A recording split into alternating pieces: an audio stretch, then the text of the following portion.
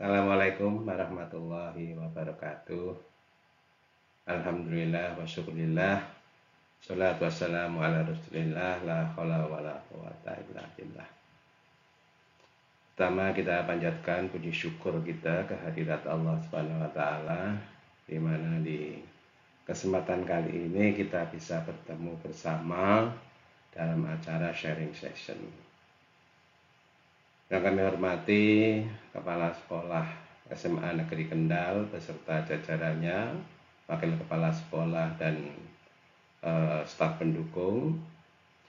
Yang saya cintai dan banggakan adik-adik siswa SMA Negeri 1 Kendal yang sebentar lagi mungkin dalam hitungan bulan akan melanjutkan ke perguruan tinggi atau akan merampungkan studi di SMA Negeri Kendal. Pertama-tama kami sebagai salah satu pemateri dalam acara sharing session ini ingin menyampaikan beberapa hal yang berkaitan dengan bagaimana melanjutkan sekolah atau studi atau kuliah di perguruan tinggi. Nah, jadi apa yang sudah disampaikan oleh Ketua Umum atau Ketua Panitia, maka pada kesempatan kali ini saya akan mengambil judul atau tagline menggapai perguruan tinggi idaman, atau bolehlah katakan menggapai perguruan tinggi impian ya, juga nggak apa-apa ya, plus minus sama aja lah kira-kira yang menjadi visi adik-adik siswa SMA Negeri Kendal setelah lulus itu akan kemana. Namun sebelumnya saya perkenalkan, ya, nama saya Muhammad Zainuri, alumni dari SMA Negeri Kendal yang lulusnya di tahun 1985. Wah, ini luar biasa ya. Jadi kalau mungkin dicari pantarannya, ini bisa jadi sepantaran dari bapak-bapak kalian atau mungkin malah kakek kalian ada ya. Karena kita sudah meninggalkan SMA Negeri Kendal sudah 40 tahun. Dan ini tadi sudah disampaikan oleh Ketua Panitia sebagai rasa syukur kita ingin berbagi. Jadi sudah 40 tahun ya. Ini sudah kelihatan ya, dari segi wajah ini rambut sudah mulai memutih ya. Namun demikian karena rasa tanggung jawab, rasa peduli, ya, ingin berbagi pengalaman, ingin berbagi cerita. Ya, jadi kalau saya dulu bagaimana melanjutkan kuliah itu sebuah impian. Ya. Mungkin kalau adik-adik sekarang sebuah idaman. Ya, karena kalau impian itu kayak gimana ya, agak jauh gitu loh. Tapi kalau idaman itu udah kelihatan agak mendekat ya. Ya karena saya dilahirkan awal mula di Kendal ya, jadi memang asli Kendal ya, asli pakai short ya. Alamat ada di Jalan Pahlawan Barat Gang Merdeka ya, jadi belakang kantor PDAM itu. Kalau kelurahannya ikut Kelurahan Langenharjo, Kecamatan Kota Kendal ya. Jadi kalau kantor PDAM ke selatan nanti ada satu gang itu namanya Gang Merdeka, belok kiri lah. Silahkan kalau nanti akan silaturahim atau datang ke sana ya, dijamin tidak ketemu. Karena saya sudah hijrah ke Yogyakarta ya, sudah ya kurang lebih 30 tahun hidup di Jogja ya, dan kebetulan ngajar di Universitas Muhammadiyah Yogyakarta.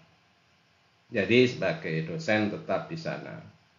Ada nomor handphone dan juga ada nomor WA, email juga ada komplit ya. Jadi kalau nanti akan kontak-kontak, akan bagaimana di Jogja ya, silahkan hubungi saya di nomor itu.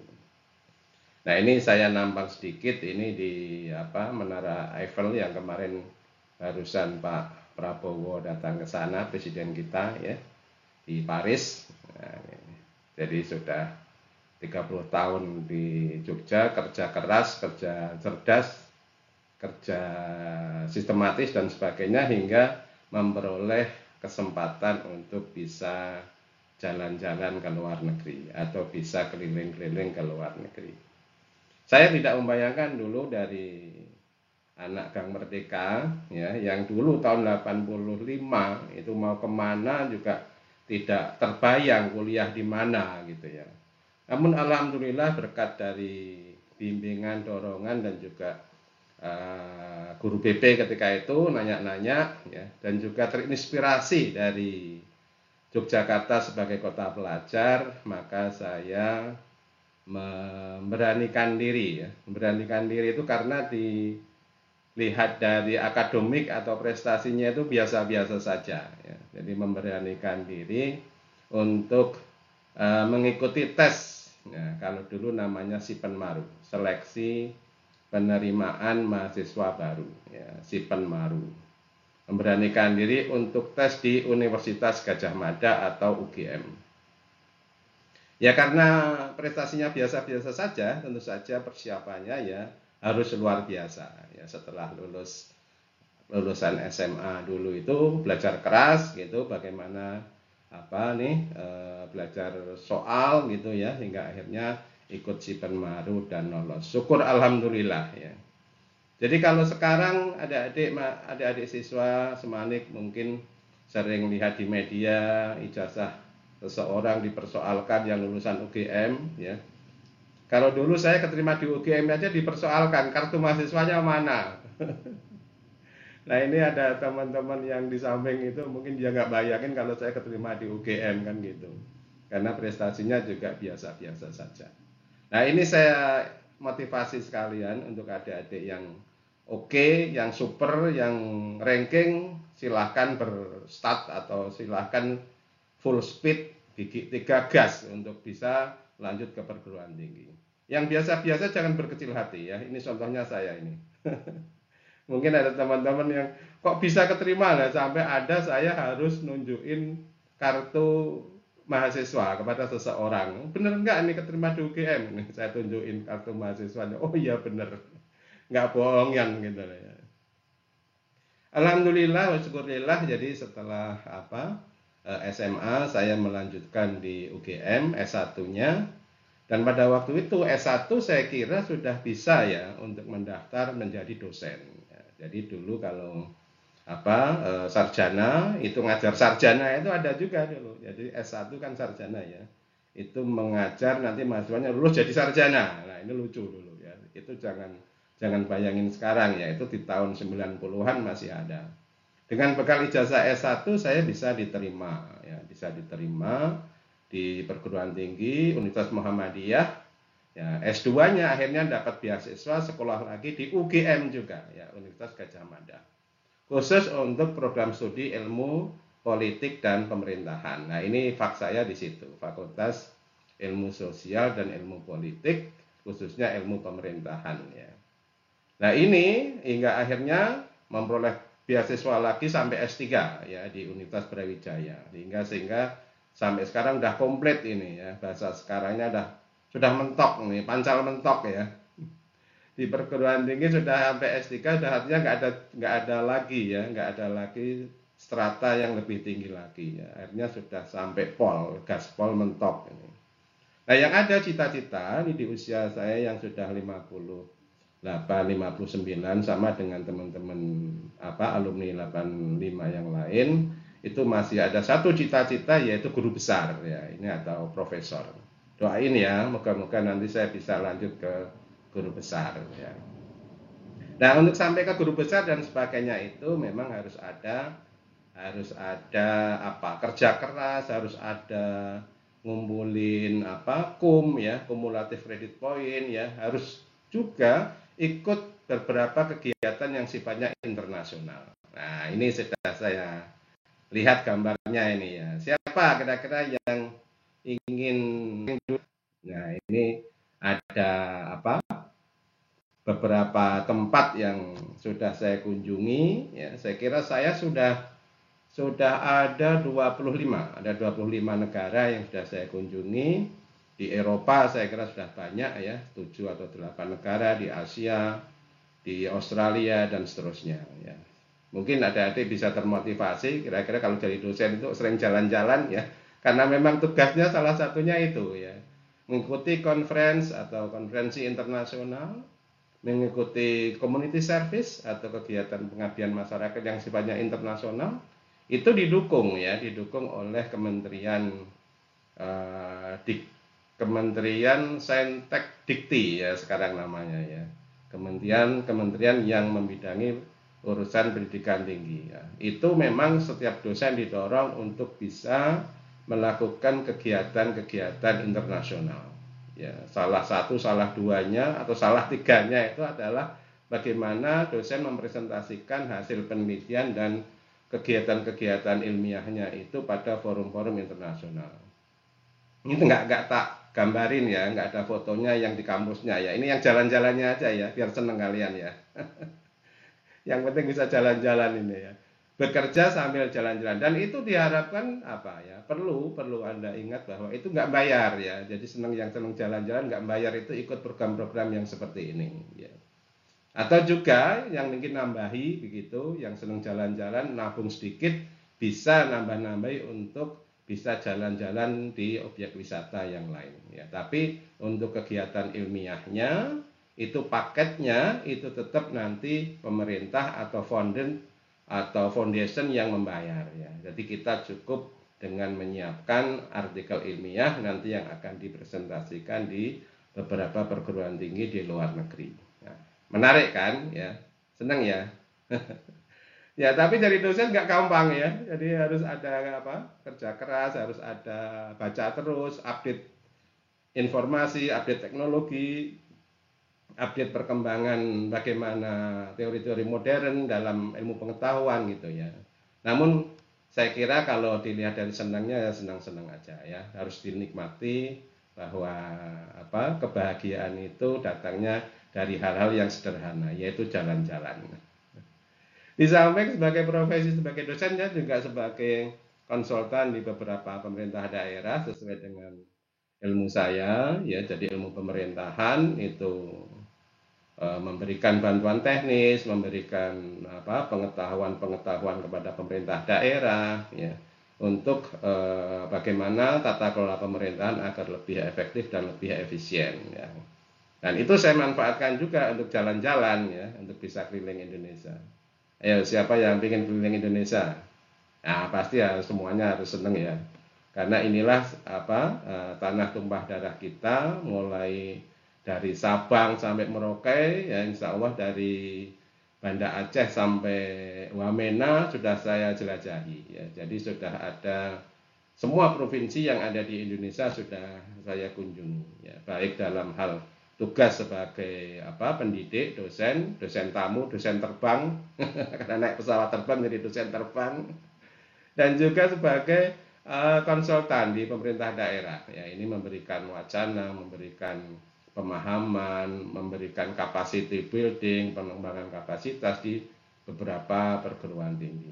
Nah, inilah yang diharapkan bisa nanti menjadi inspirasi bagaimana semua ini bisa dicapai ya oleh alumni SMA Negeri Kendal yang dulu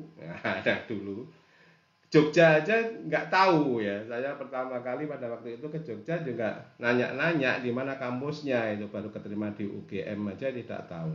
Karena kita dulu bisa daftar dari Semarang ya. Jadi kedekatnya kita kan Kendal di Semarang. Dulu ada yang namanya Sipenmaru, tesnya di Semarang, tetapi kita bisa mengambil jurusan atau mengambil perguruan tinggi di luar kita. Saya kira sampai sekarang pun juga demikian ya. Itulah ya sekelumit ya. Saya kira mungkin seneng lah ya. Moga-moga kalian juga termotivasi karena sekarang ini anak-anak senengnya main dolan. Oleh karena itu kalau seneng dolan, seneng jalan-jalan itu bisa dengan profesi-profesi yang mungkin lain juga ada ya. Kebetulan saya di bidang pendidikan tinggi ini. Oleh karena itu, oleh panitia saya diberi tugas untuk gimana cara menggapai perguruan tinggi idaman atau perguruan tinggi impian itu. Nah, coba kita mulai dari adik-adik mahasiswa, adik-adik siswa ya. Setelah lulus SMA Negeri Kendal ya, sebentar lagi nanti mungkin ini kalau hitung tahun setahun ya, tapi sebenarnya nggak ada setahun itu ya. Mungkin kalian nanti di bulan Maret atau April sudah lulusan dan ikut tes apa SBM, SNP atau apa namanya berbagai tes itu ya. Nah, pertanyaan yang awal ya itu bagaimana atau kemana setelah lulus SMA? Ini kita bisa lihat rumusannya yang gampang mobil BMW itu ya. Bekerja, melanjutkan atau wirausaha. Ya, bekerja kelihatannya belum siap. Nah, ini karena memang SMA didesain untuk bisa melanjutkan studi lagi. Beda dengan SMK ya yang didesain kurikulumnya, didesain capaian pembelajarannya, didesain pengetahuannya itu untuk bekerja. Ya, tapi kalau SMA itu yang M, melanjutkan studi. Untuk wirausaha saya kira juga sedikit bekal ya, sedikit pengetahuan untuk melakukan kegiatan wirausaha. Oleh karena itu di antara BMW ini M-nya itulah yang menjadi andalan dari lulusan SMA. Jadi mungkin di guru BK atau guru BP sudah memberikan gambaran atau guideline kemana melanjutkannya ya, perguruan tinggi mana yang nanti akan dijadikan tempat untuk menempuh studi ya. Jadi memang sekarang ini harus selektif dalam memilih perguruan tinggi ya. Kalau saya dulu nggak ada itu mikir-mikir yang selektif, yang gimana supaya nanti kerjanya nyaman, supaya nanti bisa diterima di lapangan kerja, supaya nanti bisa punya semangat dalam belajar. Pokoknya itu ya dulu kelihatannya kok cocoknya ini, nah gitu aja. Dan saya sedikit agak nggak relevan ya. Dulu saya SMA-nya itu IPA ya. Jadi kalau dulu kan IPA dan IPS tahun 85 itu penjurusannya ya IPA dan IPS. Dan kebetulan saya itu di jurusan IPA ya. Kalau jurusan IPA itu bisa mengambil jurusan-jurusan yang ada di IPS ya. Jadi kalau SMA-nya IPA itu bisa yang non eksakta juga boleh. Tapi yang IPS, nah pada waktu itu loh ya, itu tidak bisa mengambil yang IPA lah ini. Agak merepotkan sehingga saya itu bisa ngambil dua-duanya. Nah ini nanti akan saya ceritakan lebih lanjut ya. Nah melanjutkan kemana ini dia ya. Jadi ini sudah saya berikan logonya. Ini ada 5 perguruan tinggi ya yang boleh dikatakan yang lulusannya banyak terserap di lapangan pekerjaan, yang mudah terserap di lapangan pekerjaan. Ini saya ambil dari beberapa sumber, ya, antara lain adalah ada UGM, ada UI, ada ITB, ada UNER, dan ada IPB, ya, Institut Pertanian Bogor. Ini dulu sempat saya berdiskusi. Kebetulan anak saya ini semuanya kuliahnya di luar kota. Ya, jadi pada waktu lulus SMA mereka anak saya itu diskusi sama saya ya, Pak gimana lanjut kemana? Nah kalau mau keluar kota harus yang lebih dari UGM, saya bilang gitu. Ya alhamdulillah dua-duanya keterima, ada yang di UI dan ada yang di ITB. Yang di UI itu di kesehatan masyarakat dan sekarang sudah kerja di PLN ya. Alhamdulillah tes kemarin pada waktu RBB rekrutmen bersama BUMN ya itu bisa lolos. Coba bayangin memang itu harus tekun dalam belajar dan siap dalam mengerjakan tes-tesnya. Nah, anak yang kedua itu juga terima di Institut Teknologi Bandung atau ITB. Nah, itu juga demikian. Ya, akhirnya dengan ya sedikit pressure dari saya ya sebagai bapaknya. Kalau mau kuliah di luar Jogja ya harus melebihi UGM lah gitu atau minimal sama gitu kan. Nah, itulah akhirnya dia kedua-duanya itu diterima di perguruan tinggi. Nah, itulah perguruan tinggi yang lulusannya banyak terserap. Lalu gimana Pak masuknya? Ya tidak mudah ya, harus selalu bagaimana kesiapan-kesiapan yang perlu dilakukan. Nah ini ya perguruan tinggi yang lulusannya banyak terserap di lapangan kerja. Ini saya dukung dengan data yaitu 5 perguruan tinggi yang lulusannya banyak bekerja di BUMN. Ya, jadi jangan salahkan misalkan BUMN itu ada beberapa rekrutmen yang benar-benar terbuka, ya benar-benar terbuka, siapapun bisa mendaftar. Itu salah satunya, ya salah duanya boleh, salah tiganya juga boleh. Itu memang mengandalkan adanya suatu kompetensi yang prima.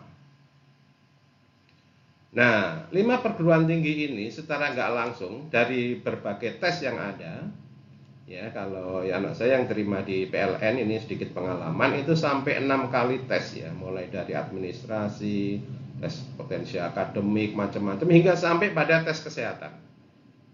Ya, bagi tes kesehatan. Tes kesehatan itu juga nggak gampang. Ada anak teman saya kemenakannya itu sudah sampai detik terakhir tes ya, kesehatannya nggak bagus ya. Karena apa? Itu sederhana aja, karena perutnya kegedean. Makanya jangan gede-gede perutnya ya. Di olahraga lah ya, olahraga yang teratur, dijaga kondisinya ya, supaya ramping gitu ya. Kalau remaja, pemuda itu harus ramping, jangan kayak kita ini yang sudah usia hampir 60 perutnya buncit-buncit. Perhatian juga dalam menentukan kemana pilih perguruan tinggi yang ranking Kemendikti Sainteknya itu bagus ya. Ya tentu saja perguruan tinggi negeri ya, kalau kita ini tolong bisa dijadikan sebagai referensi ya. Kalian bisa tracing atau tracking di beberapa laman ya, ranking-ranking perguruan tinggi yang ini memang menunjukkan pada kualitas proses ya. Kalau melanjutkan kemana perguruan tinggi yang terserap di lapangan kerja, lulusannya masuk di BUMN, masuk di ASN dan seterusnya, itu dari segi outputnya, dari segi lulusannya. Tapi dari segi prosesnya, kalian bisa lihat dari ranking perguruan tinggi itu dan juga akreditasinya. Nah, ini akreditasinya itu kalau bisa harus yang baik. Nah, dari akreditasi yang baik itulah maka bisa dilihat kalau bisa akreditasi yang unggul. Nah, ini ada akreditasi yang unggul. Akreditasi yang unggul itu adalah yang dia kalau dulu sama dengan A. Nah, ini kalau sekarang A itu setara dengan unggul, yang unggul. Dan yang terakhir adalah jurusan atau program studi yang banyak dibutuhkan. Nah, ini saya kira beberapa program studi yang banyak dibutuhkan atau yang dilakukan sekarang ini adalah program studi yang teknik, informatika dan seterusnya. Nanti ada penjelasan lebih lanjut. Ya, jadi ada perguruan tinggi yang banyak dibutuhkan atau jurusan atau program studi yang banyak dibutuhkan. Nah, bagaimana cara mencapainya? Cara mencapainya tentu saja melalui tes. Ya, ada yang namanya sekarang SNBP, ya, Seleksi Nasional berbasiskan atau berdasarkan pada prestasi. Ya, itu artinya sudah ya. Kalian mungkin di sekolah sudah diarahkan, sudah disampaikan bagaimana rapot kali ya, rapot 1, 2, 3, 4. Mungkin nanti konsultasi ke guru BP saya kira lebih paham. Ya, mulai awal itu memang harus sudah siap-siap. Nah, ini jadi rapot akademik ya, sebagai wujud atau bentuknya itu harus sudah siap-siap. Ada yang berbasis tes. Nah, ini dia yang yang tidak lolos prestasi atau dulu namanya SBM ya. Sekarang ada SNM ya. Sekarang SNBT. Seleksi Nasional Berbasis Tes ya. Kalau zaman saya dulu ada PMDK. Nah, PMDK itu yang langsung ya, yang prestasi itu tanpa tes. Ada yang pakai tes. Nah, pakai tes itu namanya Sipenmaru dulu. Ya, itu dulu sekali ya. Nah, yang pakai tes itu ada clue ya, sedikit ya, kiat-kiat. Ya, ini berbekal dari pengalaman anak saya dan juga saya mengamati ya, bahwa sedapat mungkin memang harus bisa lihat atau mengikuti tryout. Nah, mengikuti tryout itu untuk menunjukkan sejauh mana kemampuan dari adik-adik siswa Semanik ya khususnya untuk memilih dari jurusan atau program studi yang diinginkan. Ini bisa berbekal dari tahun yang lalu. Ya, tahun yang lalu misalkan yang lolos di passing grade sekian-sekian, ya kalian pada waktu sekarang ini ikut tes passing grade-nya, tes apa ini tryout ya, tryout sekali, tryout 2 kali kok nggak masuk, ya jangan ambil prodi itu. Ya jadi memang harus selalu melakukan kalkulasi atau perhitungan. Nah, saya kira mungkin nanti nggak tahu apakah kalian nanti akan ikut bimbingan tes atau tidak. Nah biasanya kalau di bimbingan tes ya yang menyelenggarakan bimbingan tes itu mereka akan melakukan tryout umum. Ya akan melakukan tryout, nanti hasilnya akan diumumkan. Setelah itu Anda mampu nggak di prodi itu, pilihan prodi itu. Nah kemarin anak saya pada waktu itu dia awalnya kedokteran ya, kedokteran nggak mampu, akhirnya ya udah kesehatan masyarakat. Kesehatan masyarakat yang paling dia senangi adalah keselamatan dan kesehatan kerja. Nah ini dia ambilnya pilih itu. Alhamdulillah ya bisa lolos di UI ya karena memang dia yang saya dorong supaya ke perguruan tinggi ke UI yang diambil adalah K3. Ya itu alhamdulillah. Yang ITB pun juga demikian ya. Ambil tadinya pengen program studi gitu ya. Tapi dia mampunya di planologi. Nah, di planologi yang minat juga kelihatannya mampu dari tryout itu. Akhirnya planologi bisa diterima. Ya kalau sekarang mungkin namanya PWK, perencanaan wilayah kota, nah PWK atau planologi zaman dulu. Itu dua-duanya akhirnya dengan perhitungan itu akhirnya bisa diterima. Beda dengan saya dulu ya. Kalau saya dulu nggak ngerti kayak gitu-gitu ya, untung keterima itu alhamdulillah. Karena tidak didasarkan pada data ya, berbasiskan pada semangat. Nah ini dia ya. Oleh karena itu ya, ini tips lagi nih ya, semangat harus, latihan soal harus ya.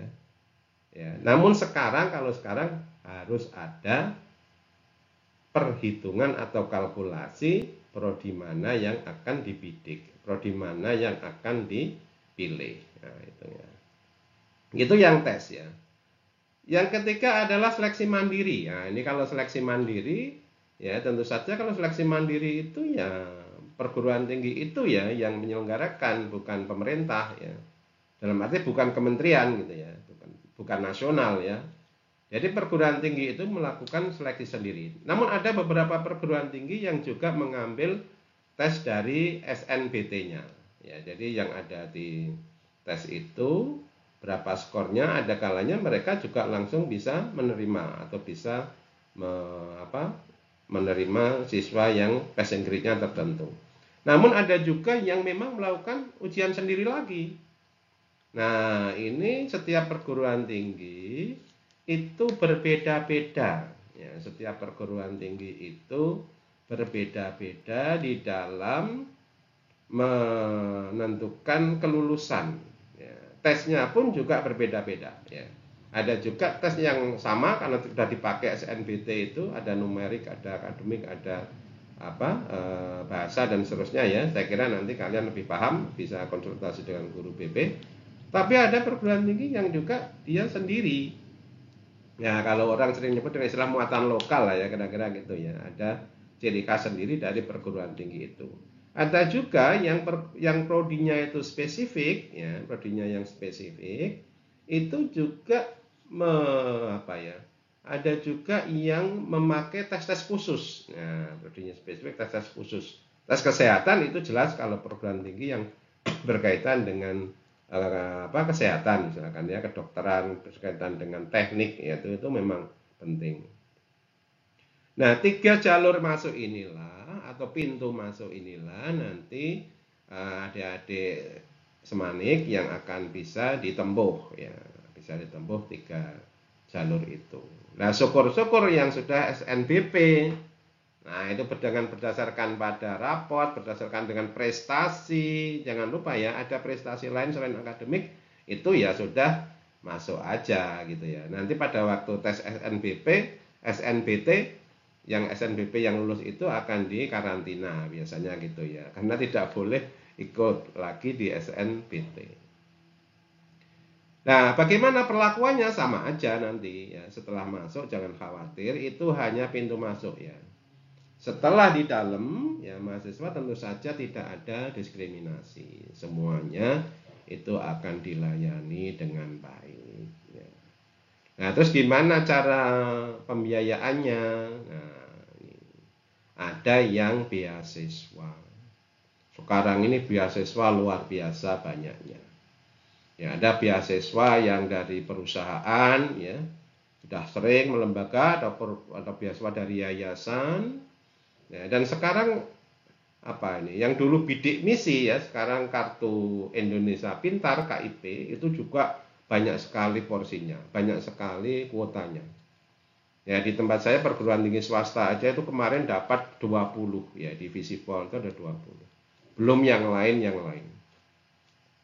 Nah, yang menarik lagi, ini sebentar lagi atau mungkin sudah kali ya, tahun kemarin saya nggak begitu paham, atau kalau di tempat saya itu setahun ini itu adalah beasiswa aspirasi.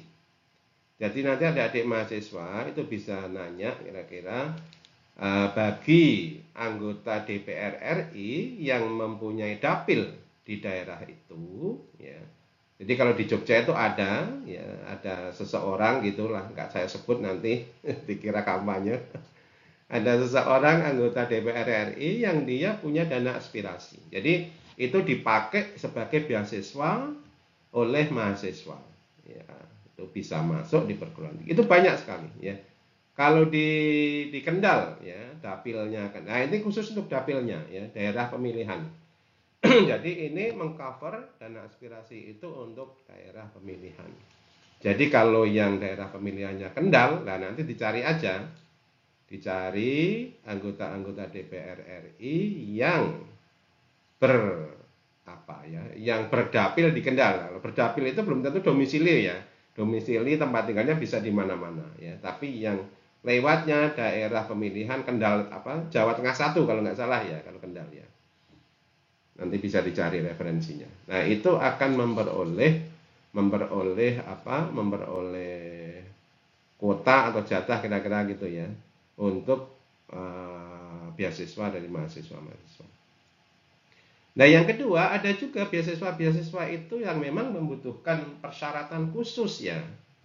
Persyaratan khusus itu ya tentu saja ada, misalkan tahfidz ya, ada yang hafal Al-Qur'an gitu ya. Ada aktivis ormas itu kalau di perguruan tinggi swasta ya. Kalau negeri banyak ya. Nanti dengan ada wawancara ya, ada tes, ada wawancara. Itu sebelumnya ya. Ada juga yang sudah ongoing. Jadi misalkan kalian sudah keterima di perguruan tinggi itu, nanti bisa mengajukan ya, beasiswa yang bagi mahasiswa yang sudah kuliah di situ. Nah, itu ada juga yang namanya beasiswa yang ongoing. Ya, itu tersedia. Oleh karena itu bagi yang mohon maaf yang kurang mampu, jangan berkecil hati ya. Karena banyak plot-plot beasiswa, banyak sekali tempat-tempat untuk mencari beasiswa. Semangat untuk mencari itu adalah suatu keharusan kalau memang ada keterbatasan kendala. Nanti banyak lah ya, banyak caranya ya. Kalau misalkan kalau miskin ya ada surat keterangan dan sebagainya, itu teknisnya nanti bisa dilihat pada waktu ada di manualnya. Nah, yang kedua, yang self-funded atau biaya ortu, nah ini relatif nggak masalah ya. Karena ortunya mampu untuk membiayai ya, tapi juga jangan terlena ya. Ortu pun juga dalam mencari rezeki untuk membiayai kalian itu juga tidak dengan mudah ya. Bekerja keras gimana supaya anaknya bisa kuliah. Nah, itu. Dan sekarang untuk biaya kuliah itu juga tidak sedikit ya. Apalagi ditambah nanti kalau luar kota ada biaya kos ya, biaya indekos ya.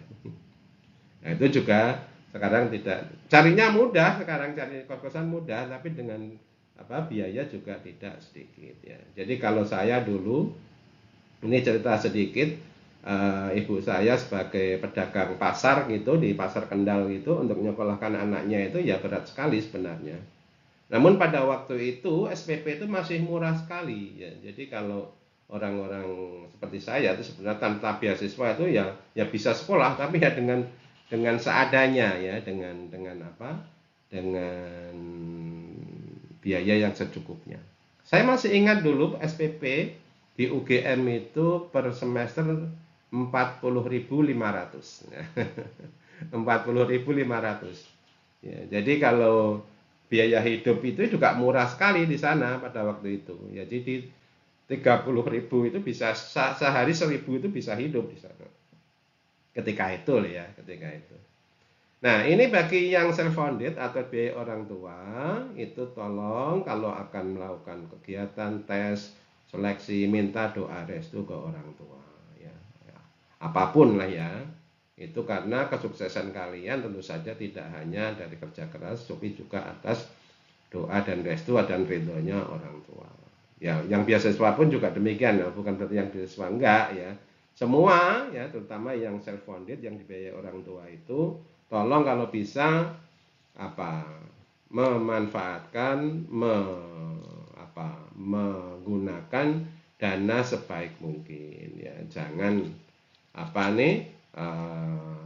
terlalu untuk hal-hal yang nggak perlu gitu ya. Wah, ini mumpung di Jogja, ini kota wisata terus nggak pernah kuliah. Ini nggak boleh ya. Jadi memang harus ada keseimbangannya. Waktunya healing, liburan ya wisata, tapi waktunya kuliah juga harus kuliah dan belajar yang tekun. Nah, yang ketiga gimana jenjangnya yang mau dipilih? Ya, jenjang yang dipilih bisa jenjang akademik atau sarjana. Ya, jenjang akademik itu yang ya kayak saya dulu ya, kayak nanti mungkin kalian yang akan berminat ya, yang menjadi sarjana. Atau juga yang kedinasan atau vokasi. Ya, ini sebenarnya perbedaannya adalah kalau vokasi itu lebih banyak menitik beratkan pada kemampuan praktis. Ya, kemampuan praktis atau hal-hal yang sifatnya praktikal. Nah, tapi kalau sarjana itu lebih pada pengembangan keilmuan, penguasaan keilmuannya. Itu jadi porsinya itu berbeda-beda. Sehingga kalau sarjana ya sudah sarjana gitu aja ya, sarjana apa? Misalkan saya sarjana ilmu pemerintahan gitu ya, atau ilmu politik. Itu nanti akan ada gelarnya SIP ya, sarjana ilmu pemerintahan, atau pendidikan ya, SPD, sarjana pendidikan. Atau ahli agama, sarjana agama, SAG. Nah, tapi untuk vokasi itu biasanya dikasih TR ya, namanya sarjana terapan. Nah, gitu ya, sarjana terapan, STR. Sarjana terapan kalau saya misalkan ada yang ilmu pemerintahan juga terapan, STR-IP. Nah, gelarnya STR-IP, sarjana terapan ilmu pemerintahan. Perbedaannya adalah kalau sarjana terapan itu dia melaksanakan atau belajarnya itu dengan berbagai fasilitas yang lebih dibandingkan dengan sarjana ya, karena dia harus mempunyai kemampuan teknis ya. Tapi kalau sarjana lebih pada kemampuan teoritis. Nah, yang vokasi itu juga banyak dilaksanakan oleh perguruan tinggi kedinasan. Nah, ini jangan lupa ya, saya tadi agak lupa, tidak harus ke perguruan tinggi yang negeri yang saya sebutkan 5 tadi itu, yang sebagai perguruan tinggi impian dan idaman, di samping perguruan tinggi yang lain juga loh ya. Ada juga perguruan tinggi kedinasan ya. Perguruan tinggi kedinasan itu yang biasanya melekat di kementerian ya. Misalkan yang sudah sejak dulu legend banget itu kan STAN ya, Sekolah Tinggi Akuntansi Negara, itu di Kementerian Keuangan. Nah, itu memang kalau dulu ada ikatan dinas. Jadi begitu terima di situ nanti akan ditetapkan sebagai pegawai di situ juga. Tapi sekarang nggak tahu aturannya kayak apa, nanti bisa diupdate lagi. Yang jelas kedinasan itu mereka nanti akan bekerja di kantor itu atau di kementerian itu yang relevan ya, karena dia mendidik, mencetak tenaga-tenaga yang nantinya akan menjadi kontribusi atau kontributor pada kementerian itu. pendukung SDM dari kementerian atau lembaga itu. Ya misalkan ada sekolah tinggi statistik ya, sekolah politeknik kesehatan misalkan gitu ya. Itu semua adalah dalam rangka untuk bisa itu yang sifatnya kedinasan atau juga diselenggarakan oleh kementerian ya, bukan dari Kemendikti Saintek. Nah, itu juga ada. Itu dalam hal pembinaannya. Nah, itu kira-kira berbagai cara mencapai untuk perguruan tinggi yang idaman, yang impian ya. Tentu saja nanti setiap orang akan mempunyai passionnya sendiri-sendiri gitu ya. Jadi kalau dulu ini cerita zaman dulu sekali ya. Dulu teman-teman angkatan 85 ini banyak keterima di IKIP. Nah, sekarang namanya UNY. Ya, ini sudah yang hadir ini mungkin bagian besar juga ada yang jadi guru. Ya, ini Pak Kepala Sekolah SMA 2 ya, itu dulu ya, dari IKIP Semarang ya, jadi apa namanya? Sekarang jadi UNES. Ya, itu dulu hampir bedol kelas itu yang keterima 30 lebih ya. Banyakan yang di IKIP Semarang ya. Karena memang dulu ada ikatan dinas juga pada waktu itu. Nah, untuk yang di UGM angkatan saya itu mungkin 7 atau 8 ya, sedikit sekali ya, karena memang dari Kendal itu lebih banyak atau yang dekatnya itu dengan Semarang ya. Oleh karena itu dia tidak ribet gitu ya, bisa dilaju, bisa dilaju. Tapi kalau Jogja atau Bandung atau Jakarta atau juga Surabaya itu harus indekos di sana dan itu biayanya lebih besar lagi. Ya, itu adalah cara ya, metode untuk mencapainya. Nah, sekarang bagaimana kalau sudah masuk gitulah ya. Ini adalah beberapa clue atau istilahnya kunci sukses belajar di perguruan tinggi idaman ya. Kalau kalian nanti sudah masuk di sana, itu sangat berbeda sekali dengan cara belajar di di SMA ya.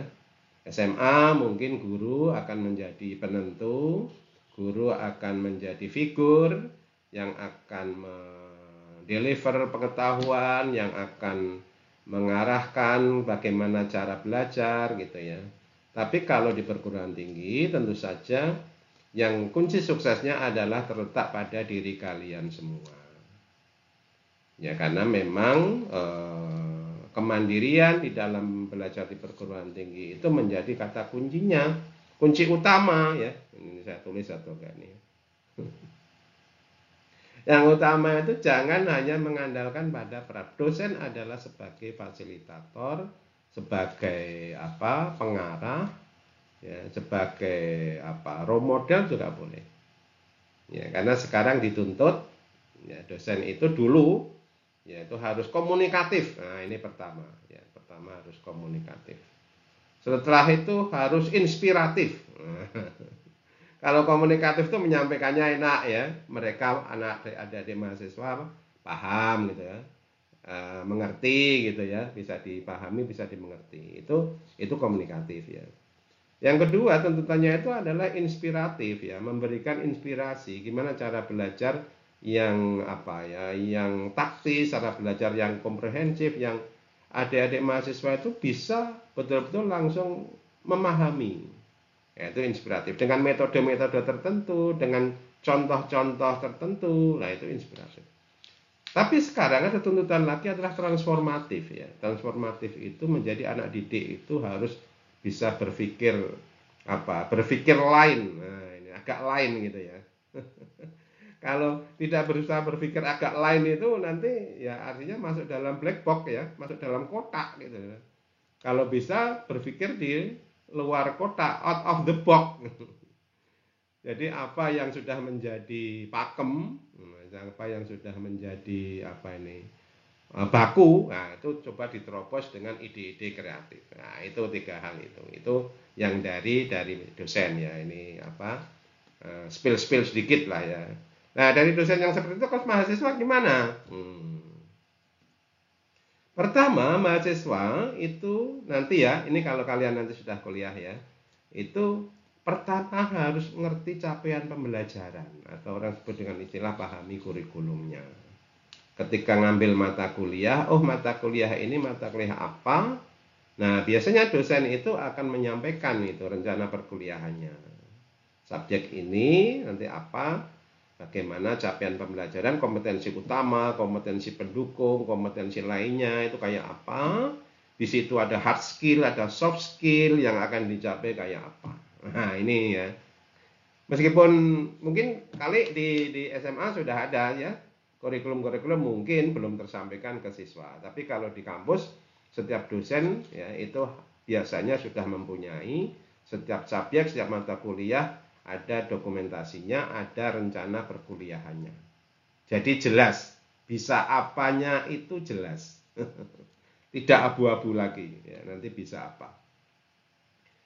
Nah, yang kedua itu adalah memanfaatkan secara maksimal sumber daya kampus yang ada. Nah, biasanya ada kampus itu biasanya saling berlomba-lomba untuk menyediakan sarana prasarana. Sarana prasarana, sumber daya. Kalau dulu banyak orang tertarik dengan kampusnya, dengan bangunannya, maksud saya, dengan buildingnya, dengan jelegeranya. Nah, maka di daya tariknya kampusnya adem, nah, kampusnya orang berdasi, kampusnya megah, ruangannya ber-AC. Nah, itu adalah sebagai sarana prasarana ya. Dan juga sekarang itu bergeser menjadi bagaimana fasilitas untuk akses ya, informasi-informasi baru, bahwa dia ada beasiswa, ada nanti jejaring atau network dengan perguruan tinggi lain, bagaimana perguruan tinggi itu menjadi perguruan tinggi kelas dunia gitu ya. Nah, itu kalian kalau sudah masuk di perguruan tinggi yang seperti itu, jangan menjadi yang biasa-biasa. Harus menjadi yang luar biasa. Karena perguruan tinggi ya tentu saja yang 5 sudah masuk ya, yang saya sebutkan, dan banyak lagi yang lainnya ya. Itu sudah level kelas dunia, itu biasanya interaksinya dengan berbagai macam negara, berbagai perguruan tinggi di luar negeri. Nah, program-programnya tentu saja juga ada yang dari luar negeri. Ya. Update perkembangan teknologi, update informasi ya. Nah, kalau hanya menjadi mahasiswa yang biasa-biasa saja, apalagi nanti duduk di bangku cadangan kalau main bola ya, nggak pernah main secara maksimal, nah ya itu nanti dapatnya ya hanya mahasiswa yang tipenya kupu-kupu, kuliah pulang dapatnya juga dari dosen itu aja, nggak ada hal-hal yang lain yang bisa diraih. Padahal perguruan tinggi biasanya memberikan akses berbagai macam itu adalah untuk mahasiswa. Nah, kalau mahasiswa nggak memanfaatkan eman-eman. Ya, jadi kalau nggak memanfaatkan eman-eman. Oleh karena itu jadilah yang di atas rata-rata. Jangan di bawah rata-rata. Don't be average. Ya, jadi harus di atas rata-rata. Yang ketiga, ikuti kegiatan internal atau eksternal kampus. Nah, ini dia. Jadi adik-adik, ya ini semanik nanti kalau suatu saat sudah kuliah itu, tolong jangan hanya kupu-kupu tadi ya, jangan hanya kuliah pulang. Tapi jadilah mahasiswa yang nanti bisa menjadi agent of change, agen pembaharu, agen perubahan. Ya, aktivitas di kampus tolong bisa diikuti karena itu sebagai pematangan diri. Nah, pematangan diri sebagai sarana internalisasi keilmuan itu juga bisa, juga sebagai sarana untuk kalian lebih bisa tampil sebagai pemimpin nantinya. Ya, pemimpin masa depan itu biasanya dimulai juga dari kampus-kampus yang aktivisnya itu anak-anak yang sudah memikirkan bagaimana peduli terhadap lingkungannya. Ikuti kegiatan intra maupun ekstra. Dan ini akan menjadi modal ya nanti ketika kalian sudah akan mencari kerja misalkan ya. Itu yang ditanya, itu sosok itu malah justru bukan hal-hal yang sifatnya ilmu pengetahuan yang kalian pelajari. bukan hard skillnya, tapi adalah soft skillnya. Ya, soft skill, keterampilan lunaknya. Ya, jadi misalkan kayak bagaimana teamwork, ya, kerjasama tim, bagaimana public speaking, bagaimana bisa menggerakkan orang, bagaimana memimpin rapat, bagaimana cara dia bisa menyampaikan ide dengan sistematis gitu ya. Nah, itu banyak yang terima karena itu, bukan karena dari ilmunya. Ya ilmunya ya iya, cuma cukup-cukup aja, tapi kunci sukses ketika dia itu nanti akan tahap-tahap ke berikutnya setelah kemampuan dasarnya atau setelah kemampuan akademiknya, itu akan dilihat bagaimana skillnya atau soft skillnya. Nah, itu didapatkan dari kegiatan-kegiatan intra dan ekstra kampus ya. Ekstra kampus juga iya loh ya. Ekstra kampus misalkan ada organisasi-organisasi kemahasiswaan ya. Sekarang kan banyak, sekarang kan boleh juga masuk kampus. Bagaimana ikut di situ? Ya, nanti pada waktu mereka lulus itu justru banyak teman-teman yang seaktivis di situ menjadi salah satu jejaringnya. Yang keempat, tekun belajar dan kembangkan penalaran. Nah, ini dia. Jangan sampai, tadi sudah saya singgung ada out of the box ya. Nanti kalau sudah kuliah, ya, jadilah mahasiswa yang mempunyai tradisi mempertanyakan sesuatu. Nah, kalau orang nyebut dengan istilah daya kritis, nah gitu kan ya. Daya kritis plus daya penalaran. Nah, ini satu paket loh ya. Itu nggak bisa kalau kritis-kritis tok nggak penalaran, nanti isinya mau demo-demo tanpa memo ya. Demo tapi nggak jelas alamatnya kan gitu ya. Nah, itu namanya demo tanpa memo. Kritis tapi tidak disertai penalaran ya. Waton seru. Nah, waton seru. Gembar-gembor ora ngerti karepe ya sok gitu ya. Nah, itu jangan sampai ya, nanti kalau sudah masuk di kuliah itu bagaimana salah satunya itu adalah kembangkan penalaran, tekun belajar itu harus ya. Dan yang terakhir, last but not least, proaktif dalam mencari referensi dan kuasai teknologi informasi. Ini salah satu hal yang penting juga, bagaimana jangan sampai puas hanya dengan oral presentation dari dosen. Jangan sampai puas hanya karena ceramahnya dosen ya. Tapi harus bisa mencari referensi-referensi baik yang disarankan dosen maupun yang Anda kembangkan sendiri. Nah, akan bagus lagi apabila dalam belajar sebelum materi disampaikan dosen, kalian sudah baca. Karena kalau di perguruan tinggi banyak yang menggunakan student center learning ya, bagaimana belajar itu dipusatkan kepada mahasiswa, bukan lecture center learning ya, bukan pusatnya pada dosennya tetapi pada mahasiswanya. Nah, itulah yang menjadi salah satu kunci terakhir itu, bagaimana kalau bisa sebelum dosennya menyampaikan materi, kalian sudah baca beberapa materi. Oleh karena itu nanti tinggal ngecek aja. Ya, jangan khawatir ya, kalau di perguruan tinggi biasanya pertemuan per pertemuan itu materi yang dibahas itu akan jelas ya, akan real gitu ya, sesuai dengan rencana pembelajaran, karena biasanya kuliah pertama itu akan disampaikan rencana pembelajaran. Ya, ini kalau saya loh ya, moga-moga dosen yang lain juga gitu. Selama 1 semester 16 kali pertemuan itu mau ngomongin apa? Nah, gitu ya. Kita ada sub pokok bahasan gitu. Nah, nanti mahasiswa itu bisa ngumpulin. Biasanya saya kasih dulu referensinya, ini artikelnya, ini buku teksnya. Ya, itu akan lebih bagus lagi kalau ya mahasiswa itu bisa belajar terlebih dahulu. Ya, kalau paham nggak masalah ya. Nanti itu akan bisa di cross check-kan ketika dosen nanti sudah mengajar di kelas ya. Jadi saya itu dulu kalau membaca itu kok nggak paham itu malah tertantang ya. Istilahnya ya punya kebanggaan ini ya.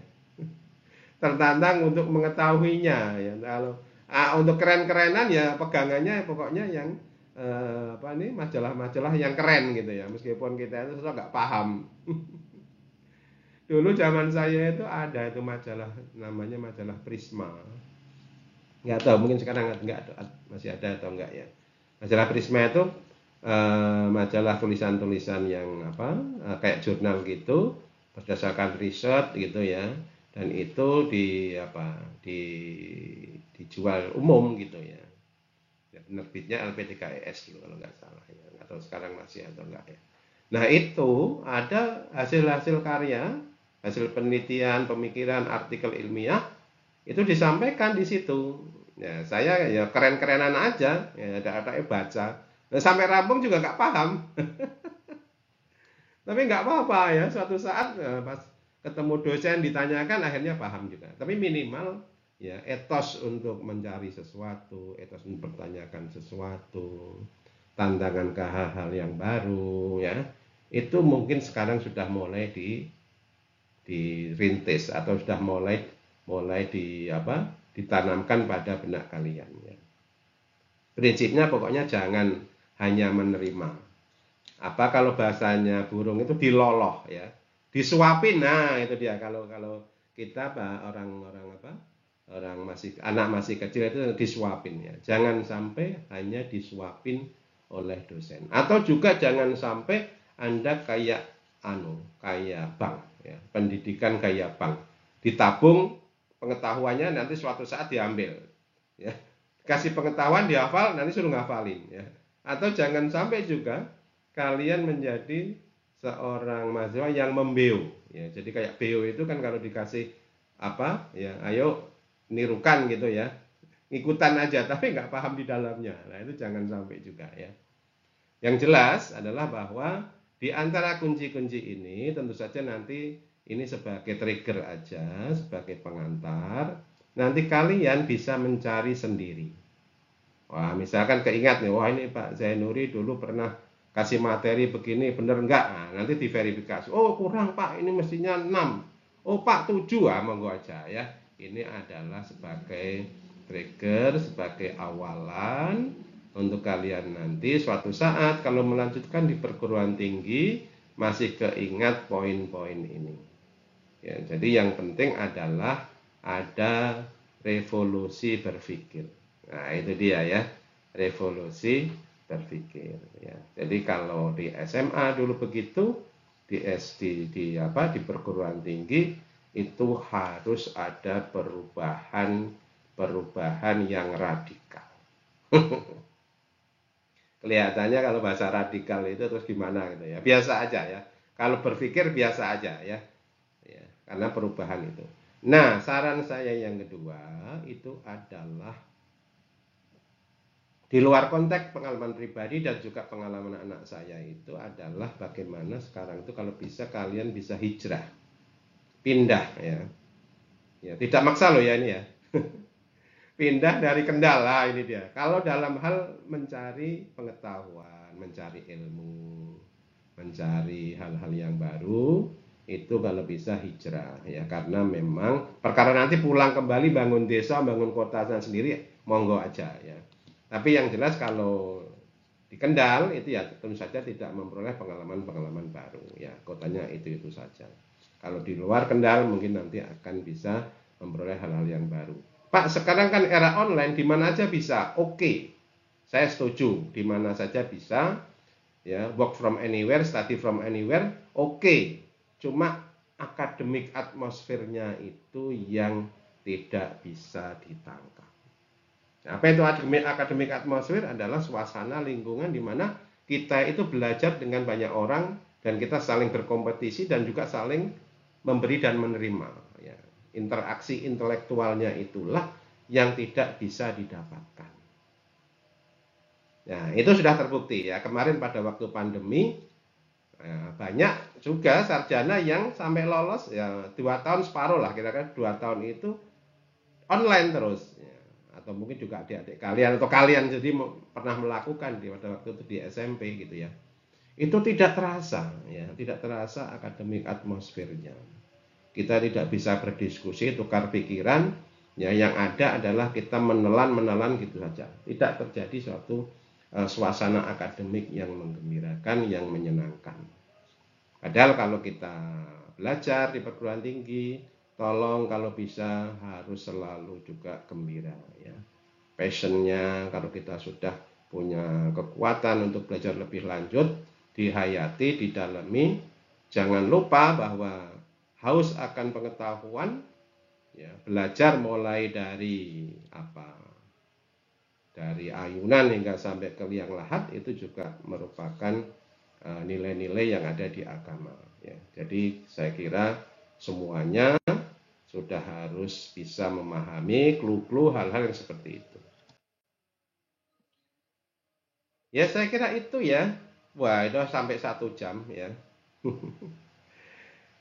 Monggo aja, terima kasih atas perhatiannya. Kalau memang ada manfaatnya, syukur-syukur ya. Karena ini adalah omongan dari orang tua. Biasanya orang tua itu yang ditamsilkan atau dianalogkan dengan sudah banyak makan asam garam kehidupan gitu ya. Nah ini fresh banget ini gambarnya, ini barusan saya jalan-jalan ke ibu kota negara, ya sudah berdiri itu di belakang istana. Ya moga-moga negara kita baik-baik saja sesuai dengan apa yang dicita-citakan, dan kalian nanti akan jadi pemimpin di masa depan. Milik siapa Indonesia ini adalah milik kalian semua. Saya kira demikian, kita akhiri sharing session dari saya. Ini kalau ada kekurangan saya mohon maaf, semoga bermanfaat. Billahi taufik wal hidayah. Wassalamualaikum warahmatullahi wabarakatuh.